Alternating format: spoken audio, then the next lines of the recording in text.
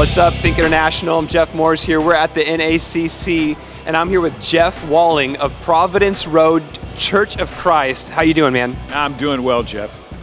Now, your church is actually a real traditional church, and it was a cappella only up until recently, right? Yeah, you're using that traditional like it's an ugly word. No, I love traditional. Okay, yeah, no, absolutely. We were a historically a cappella church. I mean, a healthy, growing church in a big city. Charlotte's a boomtown. Yeah. Now, how do you take it from being like only a cappella for a number of years now to adding in instruments? I mean, that's a major change in churches, and how do you lead through that? Yeah, that's like a major understatement, Jeff. Yeah. The Providence Road Church had been a really healthy church, and I'd been there, served there 15 years. But the leadership of the church came to ask the question, what's it going to take to reach this generation? And they just came to be convicted and believe that it was going to take a different style of worship. God doesn't have a real style preference, I believe. Sure, yeah. But once you make the decision that a purpose is going to drive your choices, then change is going to have to happen. What has the support been like from your leadership and the congregation as well? Has there been any butting of heads? What's the...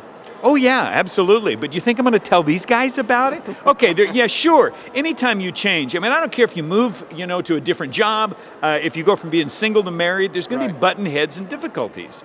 But change is the definition of life. If you quit changing, you ain't living anymore. Right. So I've had great support from our leadership. I mean, I would say to anybody who's even thinking about walking through that kind of change, you better make sure that the movers and shakers around you understand the why. Because we all get excited about the what, here's how we're going to do it. But if they don't get the why, and our folks absolutely did, and so they've been rock solid behind us. That's incredible.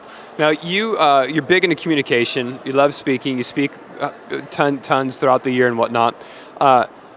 You shared with me earlier that about an eighth of your congregation doesn't even speak English.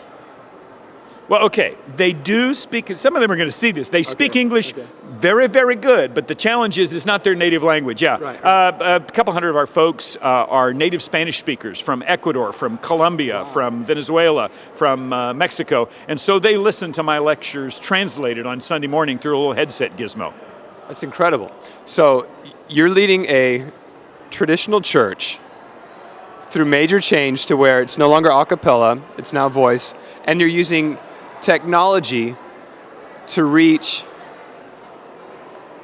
My hat's off to you, man. That's incredible. That's unreal. But you got to understand, Jeff, that in the world that we're living in, if you're in any major city, you're going to have people with different language backgrounds. You're going to have this open technology stuff. I mean, a couple of weeks ago, a great guy named Ben Leday, shout out to Ben, did a lesson with me where we taught through the entire Old Testament in one Sunday with a 20-foot blackboard.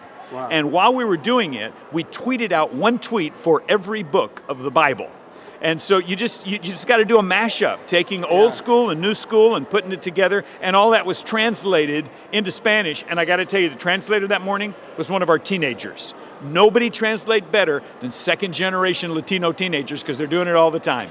So you're all about just utilizing everything. It isn't necessarily about staying stuck in where you've been. It's about now reaching out to where you are. And with that, even before you guys moved into this now using instruments, you have a predominantly younger crowd at your church.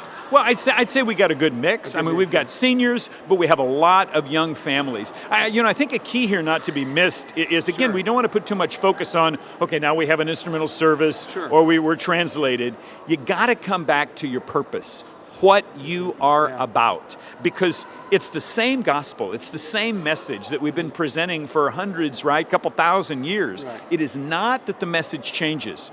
But if Jesus were alive today, I guarantee you he would be tweeting, Facebooking, LinkedIn. Jesus would be doing it all without question. Love it. Hey, thanks so much, Jeff. Incredible, man. Thanks. You bet. Think International, NACC.